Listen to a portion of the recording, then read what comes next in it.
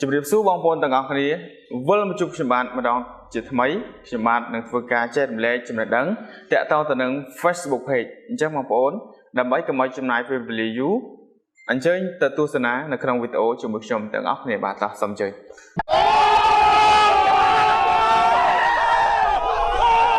សូមជម្រាបសួរបងប្អូនទាំងអស់គ្នាថ្ងៃនេះគឺខ្ញុំនឹងធ្វើការចែករំលែកតាក់ទងទៅនឹងការមើលទៅលើ top fan ឬក៏អ្នកគាំទ្រតាមដាននៅក្នុង page របស់បងប្អូនអ្វីដែលបងប្អូនត្រូវ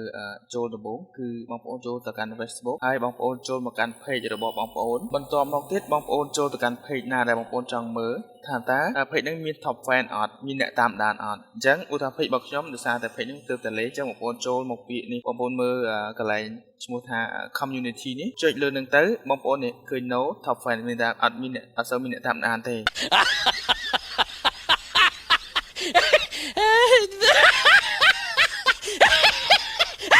អ្នកតាមដានហ្នឹងគឺមានន័យថាអ្នកដែលគាត់ជួយ like comment ឬក៏ share រាល់សកម្មភាព page របស់យើងផុសមិនថាវីដេអូរូបភាពឬក៏ status គឺគាត់តាមដាន page របស់យើងអញ្ចឹងវានឹងមាន load top fan កន្លែងនេះនេះគឺជាចេតនាមួយដែលខ្ញុំដាក់ឲ្យបងប្អូនមើលតាក់ទងទៅនឹងគេថាអត់មាន top fan ណា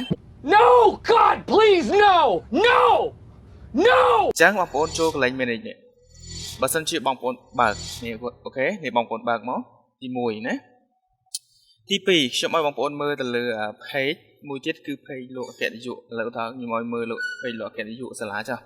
អញ្ចឹង page គេក៏យើងអាចមើលបានដែរ page អ្នកណាក៏បងប្អូនអាចមើលបានដែរថាតើមានអ្នកតាមដានច្រើនអត់អូខេអញ្ចឹងបងប្អូនរកមើលពាក្យ community ដូចគ្នាចុចលើនឹងមក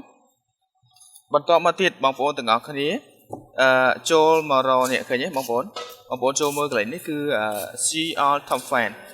ចុចលើនឹងទៅគឺមាននេះមានច្រើនមែនតើបងប្អូននេះឃើញទេនេះគឺ top fan នេះ fan